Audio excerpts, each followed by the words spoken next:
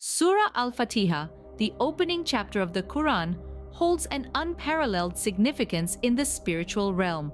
This surah, consisting of just 7 verses, carries within it the weight of the entire Quran. It is the prologue to the divine symphony that is the Quran, setting the tone for the spiritual journey that unfolds in the chapters that follow. Surah Al-Fatiha, often referred to as the opening, is not just a name, but a description of its unique place in the Quran. It is the first chapter that greets every reader, every listener, every reciter. It is the first step towards understanding the divine message, and it is the opening of a conversation, a dialogue between the faithful and their Creator. The significance of Surah Al-Fatiha goes beyond its position in the Quran. It is often hailed as the essence of the Quran. Each verse, each word, each letter resonates with a depth of meaning that encapsulates the core teachings of Islam. Surah Al-Fatiha is more than a chapter. It is a guide for the faithful. It teaches us how to pray, how to ask for guidance, and how to seek refuge in the divine. It is a prayer that encompasses the totality of human needs, spiritual, emotional, and physical. It is a plea for guidance, a declaration of praise, and an affirmation of faith. This surah is a mirror that reflects the state of our hearts. When recited with sincerity and understanding, it has the power to transform hearts, to guide souls, and to illuminate paths. It is a constant reminder of our purpose, our goals, and our ultimate destination. As we delve deeper into the verses of Surah Al-Fatiha, we discover layers of wisdom, layers of guidance, and layers of spiritual nourishment. Each verse is a gem, a treasure waiting to be unlocked. Each recitation is an opportunity to connect with the divine, to seek guidance, and to find solace. Now, embark on a journey of understanding this profound chapter, verse by verse. The first verse of Surah Al-Fatiha, "In the name of Allah, the most gracious, the most merciful," is a testament to the divine mercy and compassion of Allah. This opening verse is not merely a preface, it sets the stage for the entire surah, and indeed the whole Quran, by invoking the 2 principal attributes of Allah, His boundless mercy and endless compassion. These attributes are a beacon of hope and solace, a comforting embrace in times of despair and hardship. By starting with a mention of Allah's mercy and compassion, the surah emphasizes the overarching theme of divine benevolence that permeates the rest of the text. It is a constant reminder of Allah's infinite kindness and love for His creation. Every word, every verse that follows is under the umbrella of this divine grace and mercy. This verse reminds us of the endless mercy and compassion of Allah, a theme that resonates throughout the Quran. The second verse, "Praise be to Allah, the Lord of all the worlds," acknowledges the universal lordship of Allah. This verse is a profound testament to the boundless sovereignty of Allah, the one true deity who reigns over all realms of existence. It's a powerful statement of faith, a declaration of the believer's recognition and acceptance of a divine authority that transcends all worldly boundaries. The act of praising Allah is not merely a ritualistic utterance. It is a conscious, heartfelt expression of gratitude and reverence towards the Creator. It is a recognition of His infinite wisdom, His absolute authority, and His unending mercy. It is a submission to His will and a pledge of allegiance to His path. This verse carries a deep spiritual implication, reminding us that Allah's lordship is not confined to any one nation, race, or species. He is the Lord of all worlds, a divine entity whose reach and influence permeate every corner of the universe.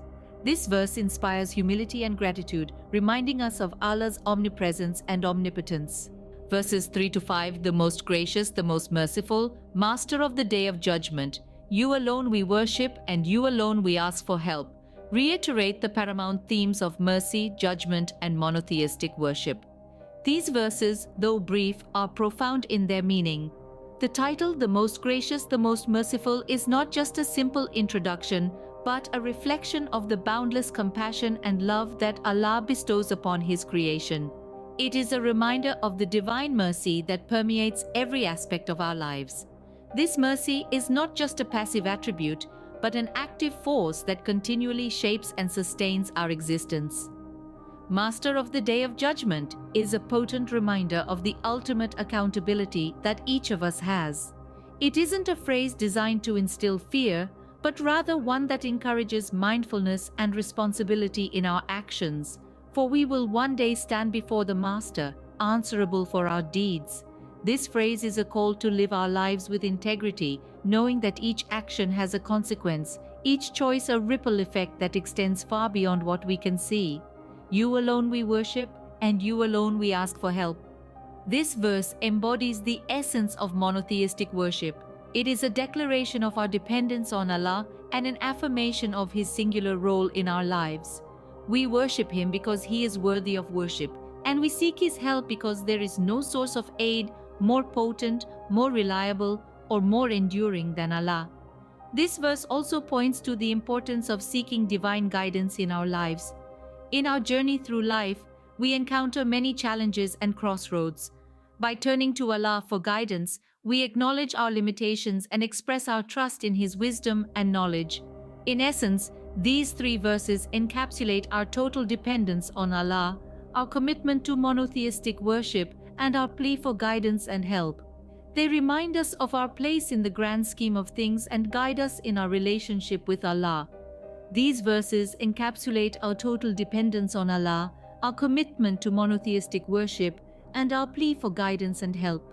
The final verses guide us on the straight path, the path of those who have received your grace, not the path of those who have brought down wrath upon themselves, nor of those who have gone astray, are a plea for guidance and a life of righteousness. Here we are being invited to delve deeper into the profound wisdom of these verses. They are not just words to be recited, but a heartfelt supplication for divine intervention in our lives. They express our yearning for a life that is guided by the light of truth, a life that is protected from the pitfalls of ignorance and misguidance. When we say guide us on the straight path, we are asking for more than just simple directions. We are expressing our need for spiritual nourishment, our desire for a life that is harmonious with the divine will. We are seeking the path that leads us to our ultimate destination, a life of peace, contentment, and fulfillment. And when we say, the path of those who have received your grace, we are acknowledging the fact that we are not the first to tread this path. There have been many before us who have lived lives of righteousness and have been blessed with divine favor.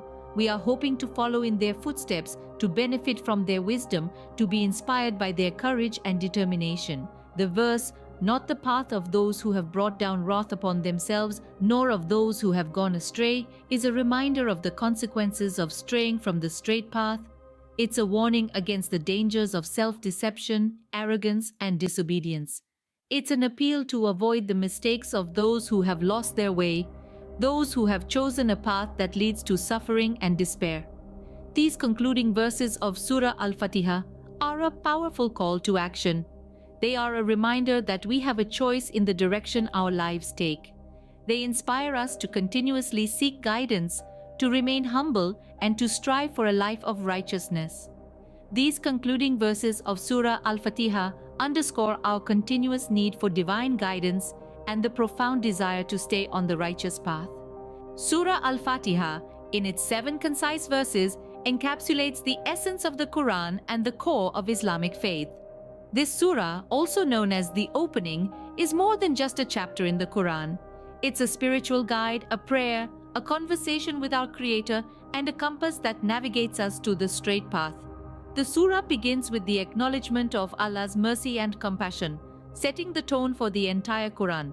It introduces us to a God who is not distant or indifferent, but rather one who is ever present, ever caring, and ever merciful.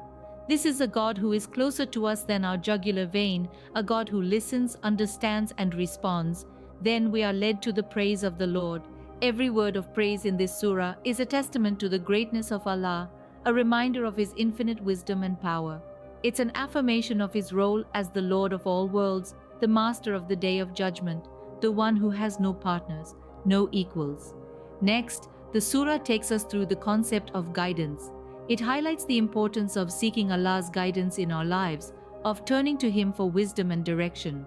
The surah teaches us that guidance is not a privilege, but a gift that Allah bestows upon those who earnestly seek it. Moving further, we encounter the idea of righteousness. Here the surah defines the straight path, the path of those who have received Allah's grace. It's a path that leads to peace, success, and eternal happiness. It's a path that is free from misguidance and deviation. In essence, Surah Al-Fatiha is a microcosm of the Quran. It encapsulates the core values of Islam: mercy, monotheism, praise, judgment, guidance, and righteousness in a profound and eloquent manner. This surah serves as a beacon of light for all who tread the path of faith, illuminating our journey in this world and beyond. Understanding Surah Al-Fatiha deepens our connection to the Quran, enriching our spiritual journey and guiding us on the path of righteousness.